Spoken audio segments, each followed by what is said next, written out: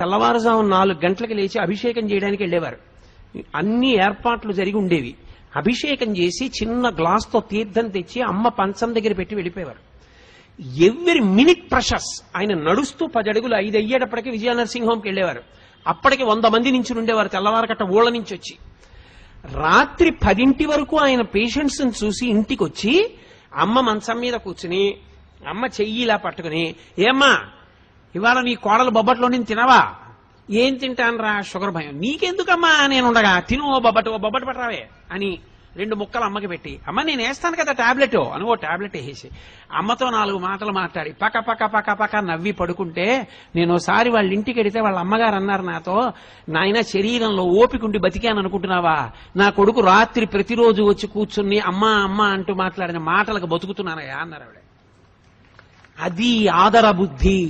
అమ్మ నిన్ను ఏదో ఎత్తుకుపోతుంది నీ దగ్గర అనుకోవడం నీ కర్మ, అది నీ బుద్ధి ఎందొచ్చిన జాడ్యం. తండ్రి నీ డబ్బేదో పట్టుకుపోతాడు అనుకోవడం నీ జాడ్యం, అది నీకొచ్చిన తప్పు, నువ్వు దిద్దుకోవాలి. నీకు జ్వరం వస్తే నువ్వు మంది చేసుకున్నట్టు ఈ శాస్త్ర విషయంలో నీకు అవగాహన దోషం వస్తే నువ్వు నేర్చుకోవాలి. కానీ అది తిన్నగా పిల్లల తప్పని నేను చెప్పను. సవకబారు అన్నీ మనం పిల్లలకి చూపిస్తున్నాం. ఏవి చూపించకూడదో అవన్నీ చూపించేది బాగుండాలని మీరు కోరుకునే అధికారం మీకు ఎక్కడుంది? మీరేది చూపించకూడదో చూపించకుండా ఉండడం సమాజం యొక్క ప్రధానమైన కర్తవ్యం. అప్పుడు పిల్లలు బాగుండాలని కోరండి. అయినా ఇంకా పిల్లలు బాగుంటున్నారంటే వాళ్ళది గొప్పతనం. కాబట్టి తల్లి తండ్రి అంత గొప్పవాళ్ళు. ప్రెసిడెంట్ ఆఫ్ ఇండియా చేశాడు మహానుభావుడు, ప్రపంచం చేత కీర్తింపబడ్డాడు అబ్దుల్ కలాం గారు. వింగ్స్ ఆఫ్ ఫైర్ రాసుకుని ప్రిఫేస్ లో రాసుకున్నాడు, అమ్మా ఒకనాడు నేను రామేశ్వరంలో ఆకలితో ఉండి చదువుకుంటూ నీ దగ్గరికి వచ్చి చపాతీ పెట్టమంటే 2వ ప్రపంచ యుద్ధంలో గోధుమలు దొరకని రోజుల్లో నువ్వు నాకు వేడివేడిగా పొయ్యి మీద వేసి నా కడుపు నిండడానికి నువ్వు తినడం మానేసి నువ్వు పెట్టినటువంటి గోధుమ రొట్టెల వలన కలిగిన రక్తం చేత పొందినటువంటి ప్రేరణతో ఈ దేశ రక్షణ కొరకు ఉపగ్రహములను నిర్మించి భారత రాష్ట్రపతి అనిపించుకున్న ఈ అబ్దుల్ కలాం ఏదో ఒకనాడు ఈ శరీరాన్ని విడిచిపెట్టి నువ్వు ఉన్న చోటికొచ్చి నీ పాదములకు నమస్కరిస్తాడమ్మా, నీ పాదములకు ఈ పుస్తకం అంకితం అని రాసుకున్నారు. అది పరిణతి, అది పూజ్య భావన అంటే. అది ఎక్కడుందో అది చెప్పుకోవాలి. పనికి మాలిన లక్షణం మనకెందుకు? కాబట్టి ఆ విషయంలో నీ బుద్ధి యందు వైక్లభ్యం కలిగితే శాస్త్రం తెలుసుకున్న పెద్దలను అడుగు తప్ప. దోషం తల్లి నిన్నేదో చేసేస్తుంది, తండ్రి నిన్నేదో చేసేస్తాడు, నువ్వు 5 రూపాయలు సంపాదించగానే తల్లిదండ్రుల పట్ల పెడభావన కలుగుతుంది అనుకుంటే అది ఆ వ్యక్తి యందు దోషం ఏర్పడిందని గుర్తు. ఆ దోషము పరిష్కరింపబడాలి. ఆ బుద్ధి అసలు మంచిదే కాదు. తల్లిదండ్రులను మించినటువంటి వ్యక్తులు లేరు. అందుకే శంకర భగవత్పాదులు ఆ మాట అన్నారు, పూజ్యోస్తు గురువు. తండ్రి ఎవరో తెలుసా? తనంత తాను గురువు. గురువు అన్న మాటకు అర్థం ఏంటో తెలుసా? బరువు అని. తండ్రికి 80 ఏళ్ళు వచ్చాయి, కొడుకు సీనియర్ ఐఏఎస్ అప్పటికి. ఇప్పుడు తండ్రి గొప్ప కొడుకు గొప్ప? తండ్రి శరీరముతో ఉన్నంత కాలము తండ్రి ముందు కొడుకు చిన్నవాడే. గురువు బరువు, ఎదురుకుండా ఉన్నది లఘువు చిన్నది. అప్పుడు కూడా శుభలేఖ తండ్రి గారి పేరు మీదే ఇవ్వాలి నీకు జ్ఞానం ఉంటే. ఐఏఎస్ కదా ఆయన పేరు మీద ఇవ్వకూడదు, కొడుకు పేరు మీద.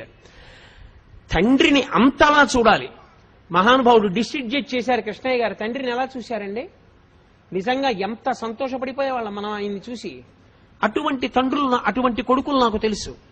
కాబట్టి తండ్రి ఆయన పూజనీయుడైన గురువు. ఆయన నీకన్నా ఎప్పుడూ 4 ఆకులు తెలిసున్నవాడే. అందుకే శ్రీరామాయణంలో వాల్మీకి మహర్షి ఒక తీర్పు చెప్పారు. కొడుక్కి భార్యగా ఎవరుండాలో నిర్ణయం చెయ్యగలిగిన అధికారి ఎవడు?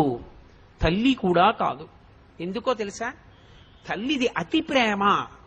అతి ప్రేమ ఎక్కడుంటుందో శంక అక్కడ ఎక్కువైపోతుంది. అమ్మ రాశీభూతమైన ప్రేమ అన్నాను కదా. మీరు చూడండి, 8ంటికి ప్రైవేట్ నుంచి రావలసిన పిల్లాడు 8:30కు కూడా రాలేదనుకోండి, అమ్మ అంటుంది, ఏమండి వీడు ఆ సైకిల్ చక్రం బాగు చేయించుకోరా అంటే, బాగు చేయించుకోలేదు, ఏం అవలేదు కదా అంటుంది. ఏం అవలేదు కదా అంటే, వాడు దేన్నో బుద్ధి పడిపోలేదు కదా, కాలు ఇరిగిపోలేదు కదా, చెయ్యి ఇరిగిపోలేదు కదా, నోటితో అందం. ప్రేమ ఎక్కడ ఎక్కువో శంక అక్కడ ఎక్కువ. అందుకే అమ్మ కోడల్ని నిర్ణయం చేయడంలో శంక ఎక్కువైపోతుంది. ఈ అమ్మాయి సుఖపెడుతుందా, మా ఇద్దరినీ కలిసి ఉండనిస్తుందా, అయ్యి బాబోయ్ ఏం చిచ్చెట్టేది కదా, ఎప్పుడు శంక బెంగ ఎక్కువ కాదు. దక్షతతో ఆత్మావై పుత్రనామాసి, తన యొక్క తేజస్సే తన కొడుకు. ఆమె నా కొడుకుని సుఖపెట్టగలదు, కోడలిగా నా వంశోన్నతిని చెయ్యగలదు, మమ్మల్ని సంతోషపెట్టగలదు. ఆ కొడుకు మనోభావాన్ని అర్థం చేసుకుని కోడల్ని తేగలిగిన వాడు తండ్రి ఒక్కడే. అందుకే శ్రీరామాయణంలో చాలా మంది అనుకుంటారు ఏదో శివధనుర్భంగం అయింది, రామచంద్రమూర్తి సీతమ్మని స్వీకరించాడు అనుకుంటారు. తప్పు. అయోధ్యకాండలో అనసూయమ్మతో చెప్పింది సీతమ్మ తల్లి, మా ఆయన నన్ను అలా పెళ్లి చేసుకోలేదమ్మా, శివధనుర్భంగం చేస్తే మా తండ్రి గారు జనక చక్రవర్తి గబగబా పూర్ణ కలశం పట్టుకుని వచ్చారు, పట్టుకొని వస్తే ఆయన ఏం స్వీకరించలేదు నన్ను. ఆయన అన్నాడు, అయోధ్యాయాః పితుశ్చందః అవిజ్ఞాయ పితుశ్చందః అయోధ్యాధిపతే ప్రభోః. నాకు ఎవరిల్లాలుగా ఉండాలో నిర్ణయించవలసిన వాడు నా తండ్రి. నన్ను చదివించినవాడు, వశిష్ఠుడి దగ్గర బుద్ధి నేర్పినవాడు, విశ్వామిత్రుడితో పంపినవాడు, నిరంతరం నా కొరకు పూజ చేసేవాడు, నా గురుకు ప్రార్థన చేసేవాడు అయిన నా తండ్రికి నా పక్కన ఎవరు భార్యగా ఉంటే సుఖపడతానో తెలియదా? ఆయన నిర్ణయిస్తే నాకు భార్య. శివధనస్సెందుకు భంగం చేశానంటావేమో, క్షత్రియుణ్ణి ఎక్కుపెట్టే. మా నాన్నగారిని పిలిచి మాట్లాడు, మా నాన్నగారు చేసుకోమంటే చేసుకుంటా, లేకపోతే నేను ఈమెని స్వీకరించానన్నాడు. ఆవిడ చెప్పింది అనసూయమ్మతో, అయోధ్యాయాః పితుశ్చందః, మా తండ్రి ఉన్నాడు, ఆయన ఒప్పుకోవాలి, ఒప్పుకుంటే చేసుకుంటా, లేకపోతే చేసుకోనన్నాడమ్మా మా ఆయన. అందరూ సీతాకళ్యాణం అంటే వెంటనే అయిపోయింది అనుకుంటారు. అప్పుడు మా నాన్న దశరథ మహారాజు గారికి కబురు చేశారు. దశరథ మహారాజు గారు పిల్లని చూసి చాలా బాగుంది అనలేదు, పిల్లని చూసి చాలా బాగుందని మామగారు అనకూడదు. ఆయన ఎవరు? పిల్ల అందసందాలు ఆయనకి ఎందుకు? పిల్ల యోగ్యత అంతే ఆయనకి కావలసింది. పిల్ల అందంగా ఉందనవలసిన వాడెవరు? కొడుకు. నువ్వు కోడల్ని కూతురులా చూడవలసిన వాడివి, పిల్ల బాగుందో బాగులేదో నీకెందుకు? పిల్ల సంస్కారం మంచిదిరా, కుటుంబం మంచిదిరా, పిల్ల మనస్సు మంచిదిరా, అది నువ్వు పెద్దవాడిగా లెక్క కట్టవలసింది. ఇక పిల్లల్ని నువ్వు ఇష్టపడతావా, చేసుకో. ఒరేయ్, ఇన్ని ఉన్నాయి కానీ ప్రధానమైన ప్రతిబంధకం ఒకటి ఉంది, దానివల్ల నువ్వు ఆమెతో కలిసి సంసారం చేస్తే సుఖపడవు, అందుకని వద్దులే. మనోకోణంలో తీర్పు చెప్తాడు తప్ప శరీరగత